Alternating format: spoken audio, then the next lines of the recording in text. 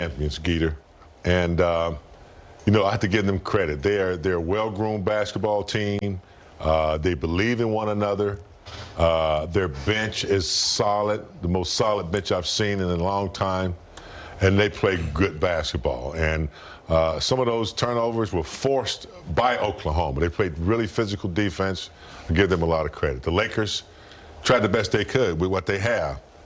Just didn't have enough, Geeter. Without Luka, without his specialty, it puts a lot of pressure on Austin Reeves. And that Oklahoma defense is just really good. They really play physical. They force you into tough shots. They don't give you a lot of open shots, and that's just the way the game played out tonight. You know, Danny, when you look at the third quarter in this series that has been dominated by OKC, in the first game it was 23-19, close enough, but that gave them a 12-point lead. It was 36-27 in game 2, and then in game 3, 33-20. That's where they opened it up. Yeah, it seems like the second halves have been, tough on the Lakers. And I'm going to say just the third quarter, because last game I feel like it was more the fourth quarter. They made it competitive, but ultimately couldn't score enough and also couldn't hold their other guys down. Like, they did a great job on Shea for most of this series. Other guys have answered the call. Tonight it was a Cason Wallace night. A.J. Mitchell played great last night, and he played great tonight. Isaiah Joe made big shots. Like, they continued to score even though they got the ball out of SGA's hands. Like, those other guys played well. Chet scored well. They shot well. And Lakers said they needed big nights. They need all hands on deck. They needed big nights from everybody, especially their stars. And they couldn't get it from Austin and Bron. They couldn't get their rhythm going. So if those two guys for sure don't have it going, you don't have much of a chance unless your defense can give that to you. And defensively, I think they had good philosophy, but they just shot. They've been shooting very well throughout the first 3 games of this series. And it's not just SGA. It's like the other guys, time and time again, are knocking down shots. Their bench was plus 40 tonight? Their bench had 44 points, James. Yeah. Again. Yeah. That's a lot of bench points. So, big game. One of the others that Danny was referring to is A.J. Mitchell, second-year guard out of UC Santa Barbara. And unless you were watching a lot of Big West hoops, or you were Sam Presti, who went to Santa Barbara to scout someone else and ended up finding A.J. Mitchell, he called coach and said, I think we have someone that is very under the radar, not a lot of people know about. Listen, he played 7 minutes a game as a rookie in the playoffs, but this year the injuries to Jay Will and others has allowed him to kind of move into that rotation, and he has made the most of it. He is now starting for OKC with Jay Williams out, and tonight, big game, again, no answer for him. 24 points on 10 of 17 from the field, 2 of 4 from 3. He also had 10 assists, and he plays tough D with 3 steals. He's in the right situation in the right time with this team. Yeah, he's a good basketball player, probably could be producing somewhere else, but with this particular team, he's like, they believe in me, they've given me the fuel that I need, the confidence that I need, and he's playing like it, Geeter. Man, when he's in the game, it's like Shea's still in the game. He gets busy. He's very productive, high efficiency shots. He's got a great career ahead of him, regardless of where he plays, but that's just the organization. They have really good talent on that bench. They really play well together. They got good philosophy as a team, and when those guys come off the bench, it's like they don't lose a step. You say wherever he goes, he's there in Oklahoma City for the next 2 or 3 years. They have him, I think, at the cheapest deal you can find. Second-year player. Yeah. Second-round draft pick. They have him like under like a Bronny deal. They gave him like a 3-year, $7 million deal. So he's coming back for like 2.4. And you got to give them credit. From the front office to downline to the coaching staff, Dagnall did a great job of calling the right guys. Last game was Jared McCain. I mean, he's been consistent. But this kid was a steal of the draft. Putting up 24 and 10 in a playoff game is remarkable. And not many people saw this coming, and he's been doing that all year. And again, they have him for cheap for the next couple of years. They can continue to get better and build with this kid and the other guys that they have, and they still have other draft picks. But yeah, Lakers, man, they tried, they fought. I think they fought better the last game and the game before. It looked like they're also a little fatigued.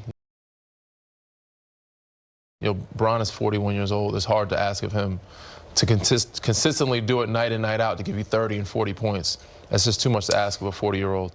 They're just outmatched, man. They have a lot. They didn't have the depth that the Thunders have. The Thunder has a lot with them. Their starting lineup and their bench, and they have so many guys that they can call on to step up and make plays like A.J. Mitchell did. Yeah, this is one of those nights, James, where you needed Austin Reeves and LeBron James to have big games, and you can credit the Oklahoma defense as well. They're not allowing anything easy, especially with these two, the way they're guarding them. But both LeBron and Austin Reeves, you see LeBron with the 18 on 7 of 19, the 2 for 6 from 3, and Austin Reeves just 5 of 13, 1 for 5 from 3, and the 3 assists. Austin did get to the free throw line 8 times and made 6 of them, but tough night. Yeah, well, Danny just said it. I mean, Oklahoma's deep. They're so deep that they can go, 9, 10 players and get the same type of productivity. They also, in a 7-game series, when you're dependent on limited players, like you got to depend on LeBron and Austin. Well, a good defensive team, just like we did against Shea in the first couple games, a good defensive team, they're not going to allow Austin and LeBron, to dominate the game. They're just not going to do it. So then you have to rely on others. Ayton's, not really the dominant player. Rui has done his job.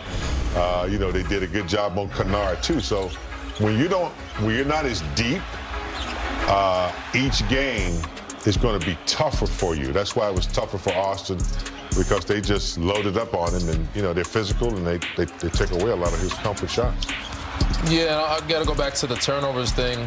Yeah, they were better tonight, but still not great. We have 16, 17 turnovers. 17, for 30. And but on the flip side of it, OKC took care of the ball. They got a lot of shots on goal. They had, I think, 9 for the game. Yeah, they had 8 when they took out their starters. They got too late. So there you under go. 10. Yeah, under 10 turnovers for most of the game. So they took care of the ball. They got shots on goal. They rebounded well. Again, 45 from 3. And that's like with Shea kicking it to other guys. 56 from the field. But usually you live with that. You want those other guys to outshoot Shea or have more shot attempts because the numbers are in your favor. Not with this group. This group has a lot of guys that are efficient. Yeah, you kind of led me to my next thing. We talk so much about that Oklahoma City defense, but their offense tonight, when you look across the board, the efficiency, they shot 58% from the field, 44 from 3, with 17 threes. They had 64 points in the paint, so they can attack you so many different ways. Big game. The under 10 turnovers until late in the game. And again, the bench with 44 points. And it doesn't happen by accident. They're well-groomed offense. Each pass is, for a reason. And when you get guys like, Chet getting high percentage shot, the center, he's getting, little floaters and putbacks. And then you have to help. And when you have to help, they're finding the open man for open shots, Skeeter. And it's just hard to rotate to every man. They make you work on defense. You have to switch. You have to be alert, and they're moving the basketball. So that just goes to show you. They're defending champions. And when you're defending champions, you're well-groomed. You know how it is when you win a championship, you come back with the same guys. You don't have to teach much. You add a few components. You just keep doing it, and that's what they're doing, man. They're a tough team. Well, machine, like Big Game said. And as I'm looking, Lakers didn't play bad. They shot really well from 3. Throughout the game, I thought they had a chance. Rui came out hot. Luke Kennard actually had a really good game tonight. They shot 47% from 3, and I think 47 from the field. That most nights will get you a win. Yeah. But you just can't have 17 turnovers, and you're playing against Oklahoma City Thunder, who guys can shoot and score. And again, they're a championship DNA type of team, well-oiled machine. You can't have any errors or mistakes against them. They're going to capitalize on them. All right, time to hear from Coach J.J.